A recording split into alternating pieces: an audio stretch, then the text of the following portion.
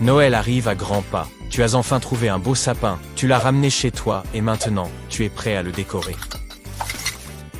Mais il faut d'abord que tu débouches tes toilettes, car quelque chose sent vraiment mauvais. Mais est-ce que ça pourrait être ton nouveau sapin? C'est possible, et il peut y avoir plusieurs raisons à cela.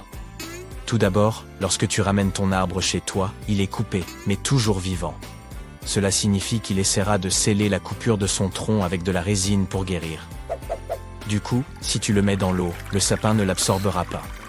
Tu te retrouveras avec de l'eau stagnante. Et très vite, elle commencera à sentir mauvais. Alors, lorsque tu rapportes ton nouveau sapin de Noël, prends un couteau bien aiguisé et rafraîchis la coupe afin que l'arbre puisse boire. Ou tu l'as peut-être apporté trop tôt. Un arbre de Noël entre dans la dernière phase de sa vie lorsque tu l'amènes à l'intérieur. Lorsqu'il est flétri, il cesse d'absorber l'eau. Donc, afin qu'il reste frais plus longtemps, mieux vaut le laisser au froid un certain temps dans ton garage ou peut-être même dans ton jardin. Ainsi, tu auras environ 2 semaines de plus avant de voir ton sapin se dessécher. Quoi que tu fasses, il y a toujours une possibilité que tu choisisses un arbre peu frais quand les fêtes approchent. Tous les vendeurs ne vendent pas des arbres de Noël récemment coupés. Parfois, ils les laissent dans un entrepôt pendant quelques semaines avant de les mettre en vente.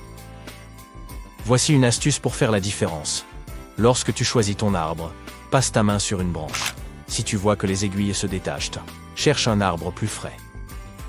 Mais si tu as acheté un arbre peu frais, tu peux quand même le raviver. Mets de l'eau fraîche dans un support et ajoute-y de l'aspirine.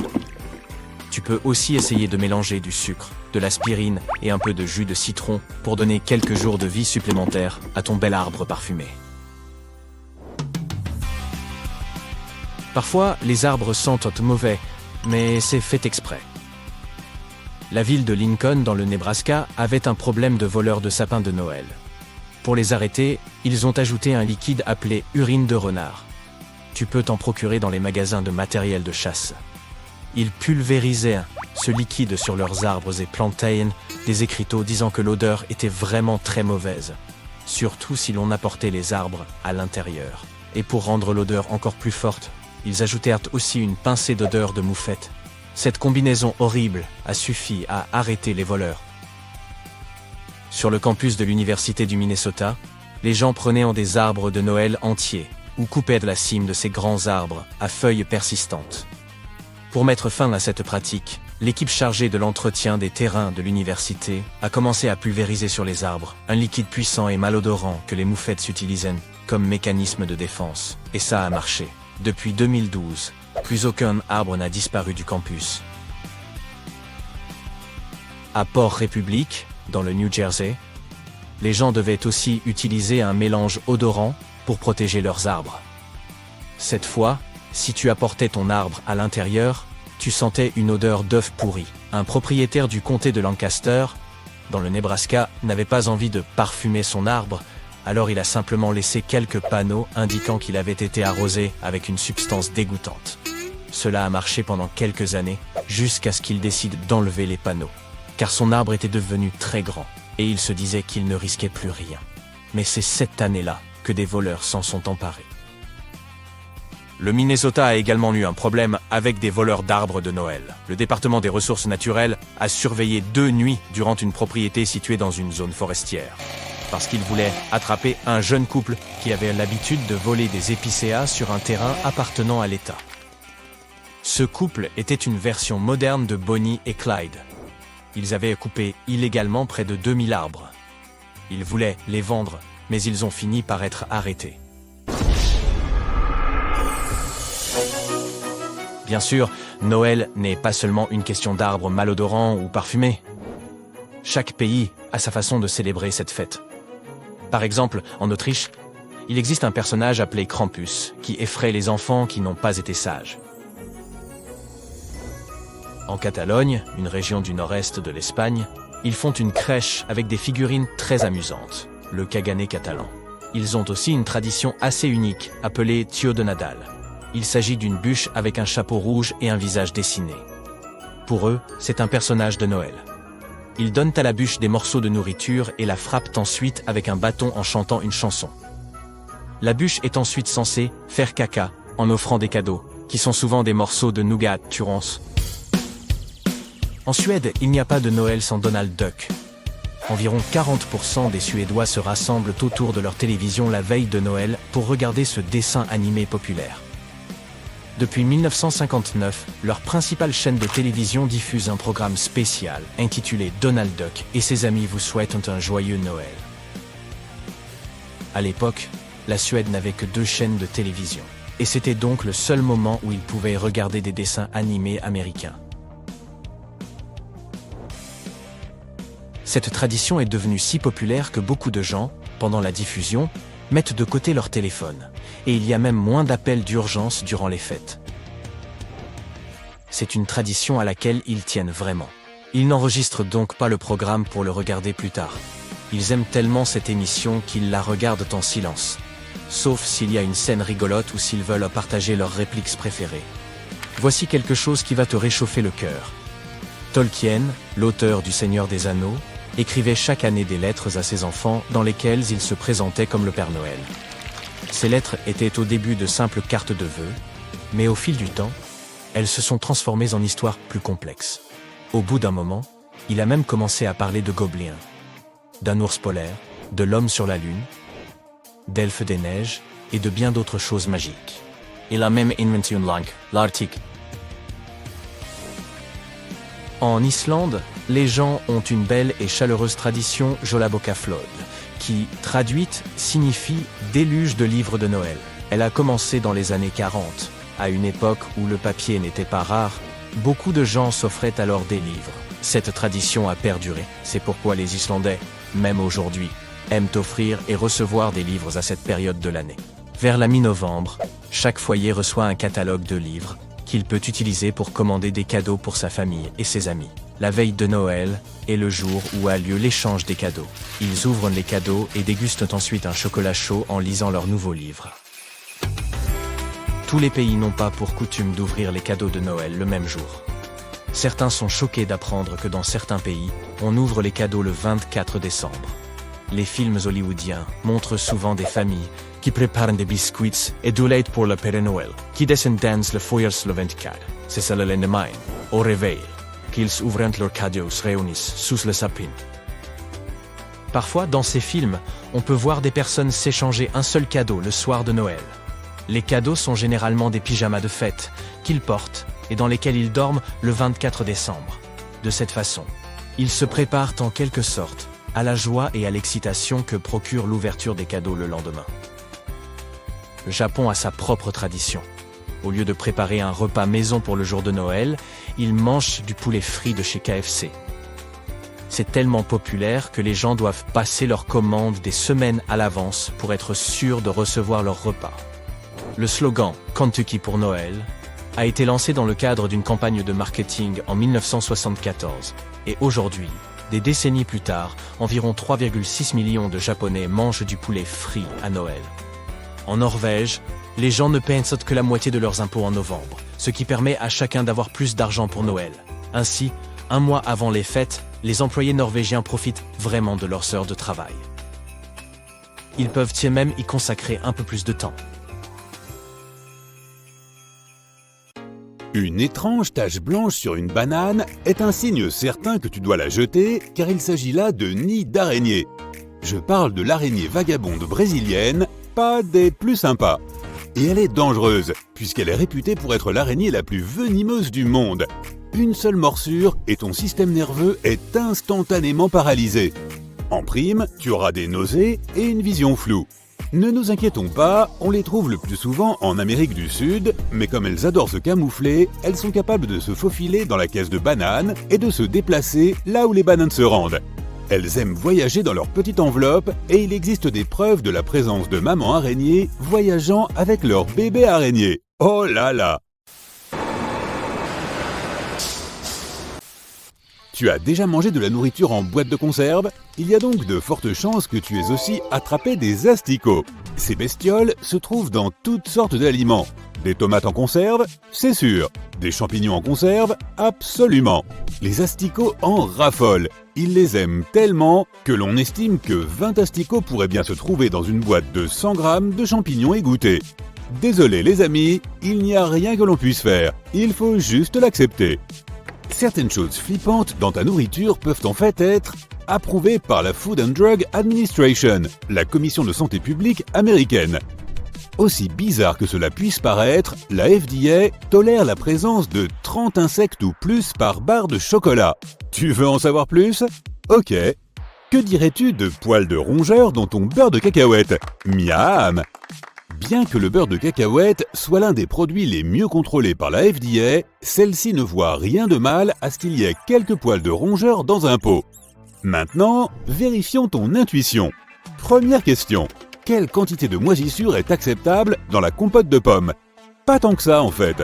12% de moisissure sont acceptables. Deuxième question. Quelle quantité de moisissure est acceptable pour de la confiture de cerise? Les choses se gâtent puisque ce pourcentage dégoûtant pour la confiture de cerise monte à 30%. La dernière question. Qu'en est-il de la confiture de cassis? C'est parti! La confiture de cassis à 75% de moisissure est approuvée par la FDA. Je ne pense pas que je vais encore manger des biscuits avec de la confiture de cassis. Le brocoli est certes bon pour la santé, mais il présente aussi des risques. Non, nous ne tentons pas de te dire que tu ne dois pas y toucher, mais simplement de te rappeler de toujours bien examiner tes légumes. Et si un dangereux insecte s'y cachait? Disons une veuve noire par exemple. Leur morsure n'est pas aussi grave que celle de l'araignée vagabonde brésilienne, mais elle n'est clairement pas souhaitable. Voici une histoire vraie. Un homme de l'Ohio a trouvé une de ces araignées dans un brocoli. Heureusement, cette histoire se termine bien. La personne qui l'a trouvée a appelé le refuge pour animaux local, nommé Another Chance, une seconde chance. Ce refuge a adopté l'araignée et lui a donné un nom très mignon. Brocoli. Attends un peu, on adopte des araignées maintenant? Oh oh oh! Noël approche et tu as opté pour un véritable sapin de Noël? Avant de traîner cet arbre jusqu'à chez toi, tu ferais mieux de l'inspecter minutieusement. Tu vois cet objet de la taille d'une noix et en forme de pomme de pin accroché à ton arbre? Mauvaise nouvelle, c'est le dortoir de quelqu'un. C'est un sac à œufs contenant des centaines de petites menthes qui attendent d'éclore chez toi pour célébrer les fêtes tous ensemble. À moins que tu ne veuilles partager ton lit avec elle, assure-toi que toutes les surprises se trouvent sous le sapin de Noël et non dessus. Bon, tu ne veux pas prendre de risques et tu optes pour un faux sapin de Noël. Bon choix. En fait, les faux arbres ont 3 fois moins de chances de prendre feu que les vrais. Mais cela ne veut pas dire qu'ils sont totalement sans danger. Il faut faire attention de toute façon, utiliser un éclairage adapté et ne jamais placer le faux sapin trop près de la source de chaleur. Les modèles ignifuges sont les meilleurs.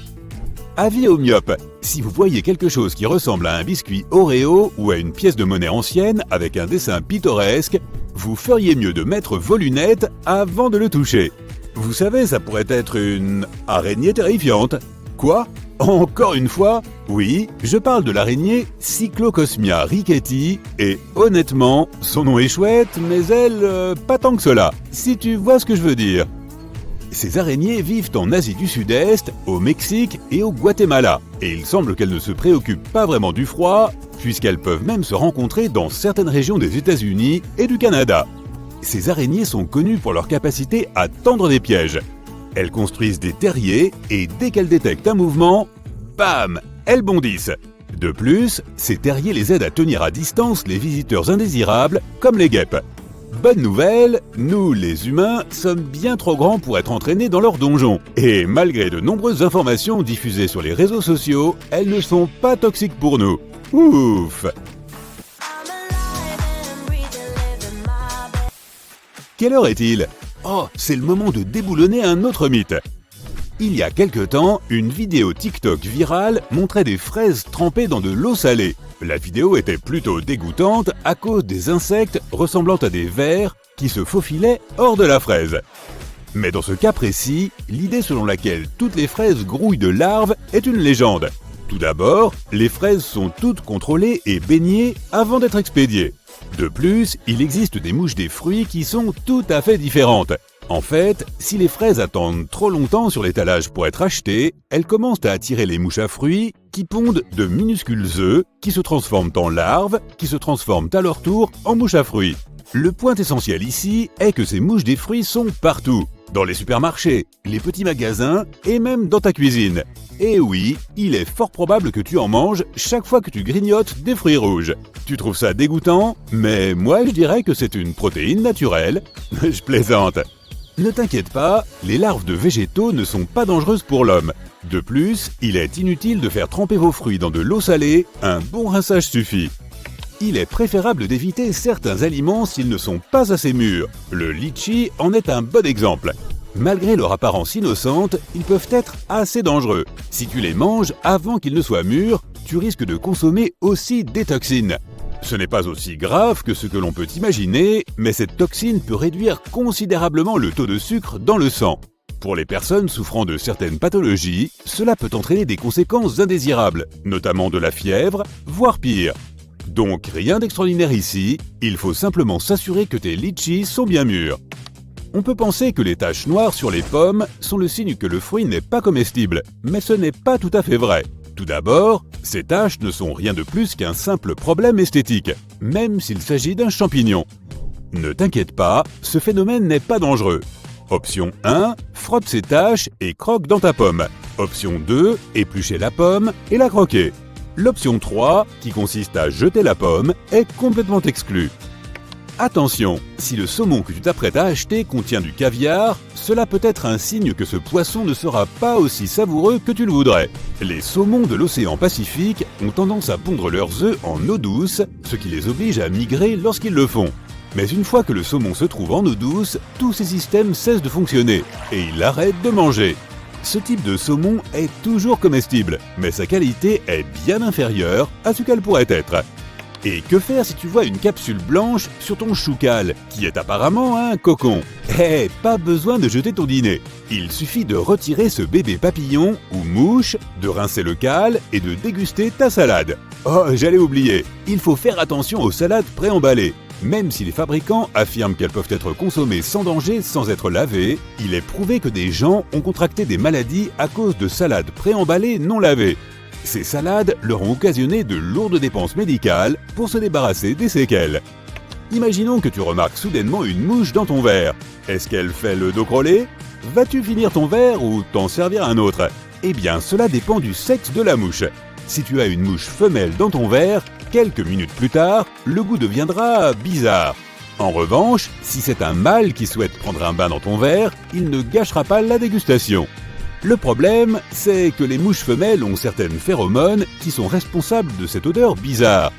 Même si la mouche est repêchée instantanément, la boisson peut prendre son goût original, car un seul nanogramme de phéromones suffit. Mais comme tu ne pourras probablement pas déterminer le sexe de la mouche, mieux vaut se servir un nouveau verre. Oui, une mouche dans un estomac ne fera rien de mal, mais c'est un peu répugnant.